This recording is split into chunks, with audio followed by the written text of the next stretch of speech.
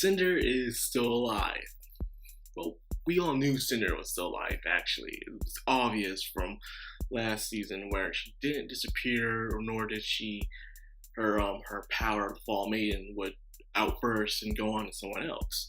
So yeah, of course we knew Cinder was still alive. However, some of the people in the comic section was really hoping to see Neo or Roland or something. Because thanks to the intro, we did see his hat just blowing into the wind.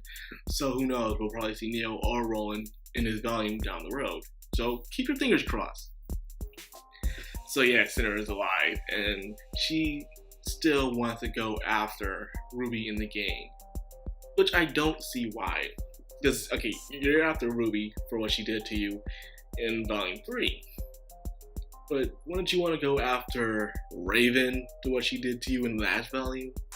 Just saying, the girl completely humiliated you all the way even more. Like, you were so close to getting not only the maiden power, well, you thought you were so close to getting it, and also the relic.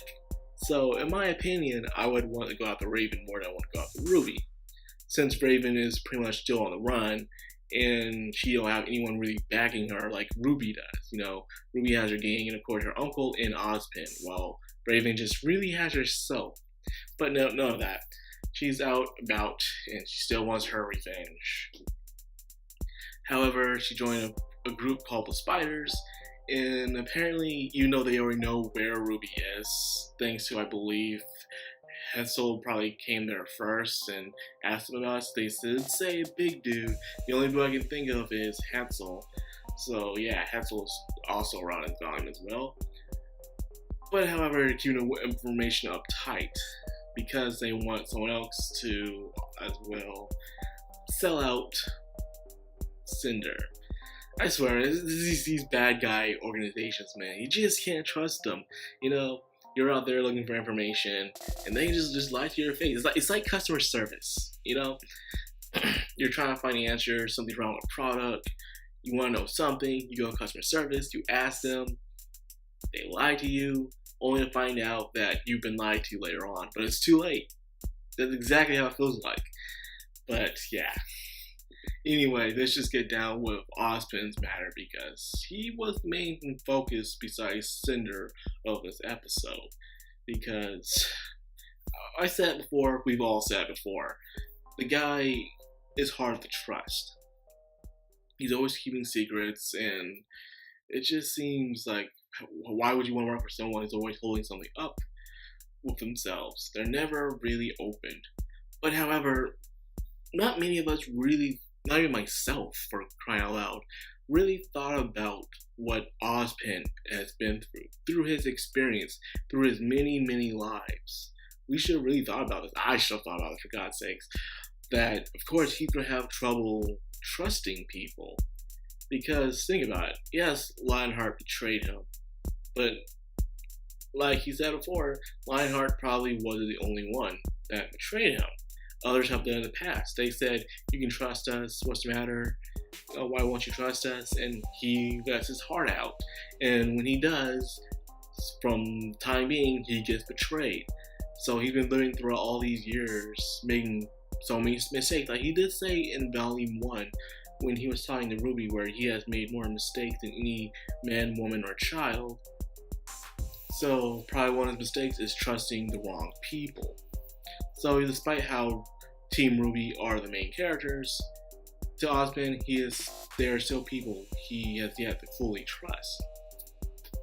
So we have looked at this on both sides, on perspectives on this thing. Like I said before, it's always good to know both stories, which I need to learn to take my own advice. I'm really punishing myself for that. Usually I see these things coming, but not this time.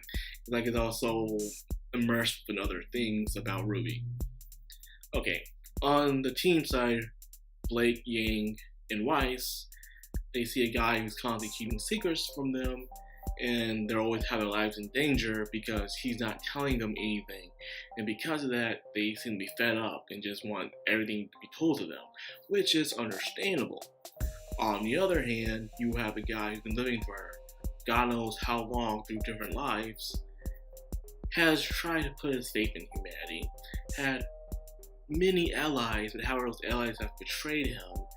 And he learned every time he let secrets go, they would always come and backfire him in the butt.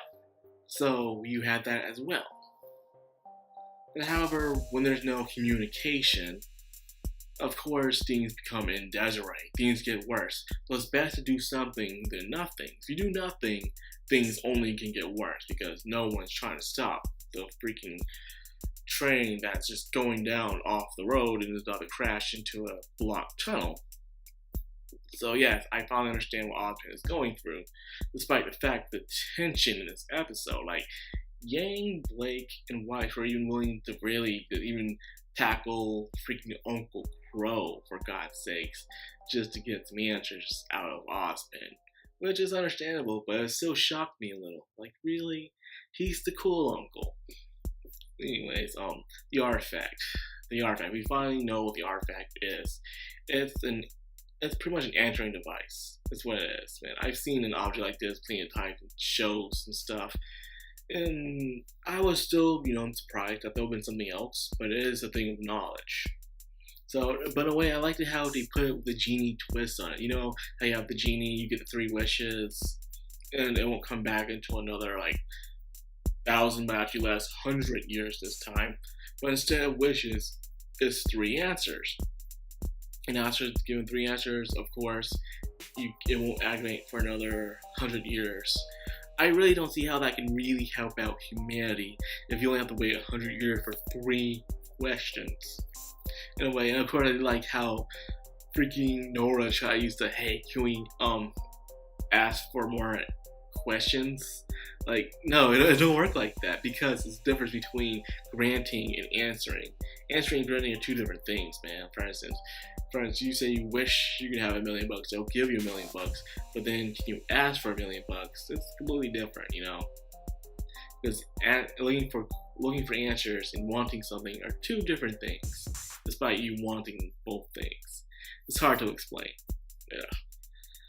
So anyways, but it turns out, of course, Ozpin has been lying.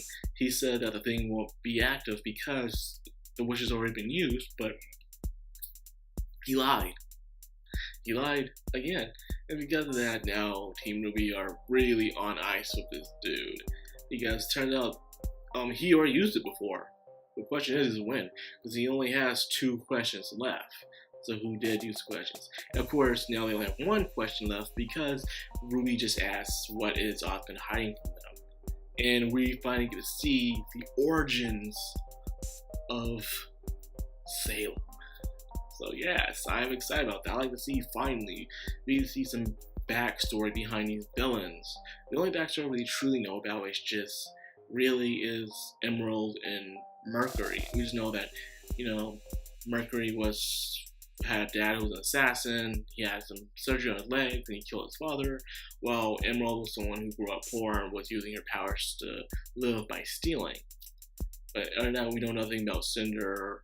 We know about Hazel and his daughter, can't remember. We know nothing about the other bad guys. So knowing something about the main bad guy would be very helpful down the line. And of course, guess what? Another thing I would add into the matter. I remember in Volume 3, Pero was talking about something about the girl in the tower. A story that she liked very much. So I can't believe that Salem is the girl in the tower.